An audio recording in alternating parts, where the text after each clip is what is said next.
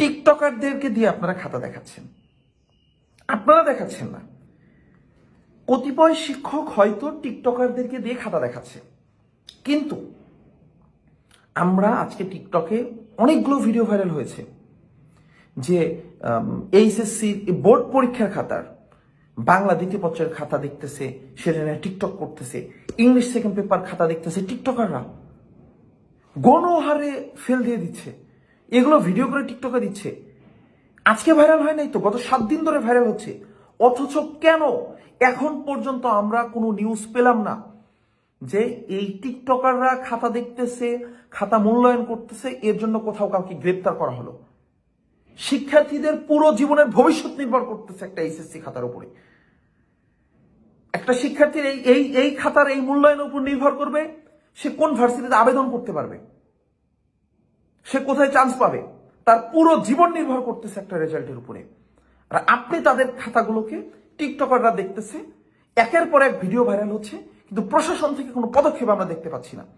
আমরা প্রশাসনকে করজোরে রিকোয়েস্ট করব যে আপনারা স্বপ্রণোদিত হয়ে আপনারা এদেরকে আইনের আওতায় নিয়ে আসুন। কোথায় কোথায় কোন কোন টিকটকাররা ভিডিওগুলো ভাইরাল করতেছে, তারা খাতা মূল্যায়ন করতেছে, শিক্ষার্থীদের গণহারে ফেল দিচ্ছে, এগুলোকে আইনের আওতায় আনুন।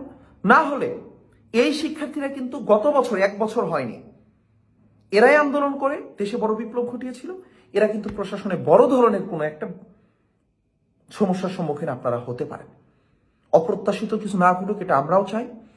আমরা এই ভিডিওতে কোনো হুমকি না, আমরা স্বাভাবিকভাবে একটা দুঃখের কথা আপনাদের সামনে তুলে ধরার চেষ্টা করলাম যে লক্ষ লক্ষ শিক্ষার্থীকে অনিশ্চিত ভবিষ্যতের দিকে ঠেলে দিবেন না। নির্দিষ্ট 1-2টা ব্যাচকে আপনারা গিনিপিগ বানায়েন না, এক্সপেরিমেন্টের অংশ হিসাবে এদেরকে বলির পাঠা বানায়েন না। একটুখানি স্বাভাবিকভাবে চিন্তা করে তারপরে এদেরকে মূল্যায়ন করে একটি সুন্দর রেজাল্ট আমরা প্রত্যাশা করছি। না হলে দেশে কিন্তু বড় ধরনের দ্বিতীয় কোনো একটি গণ আন্দোলন গড়ে উঠতে পারে। এমন কিছু না ঘটুক। আল্লাহ সবাইকে ভালো রাখুক, আপনাদের শুভ বুদ্ধির উদয় হোক।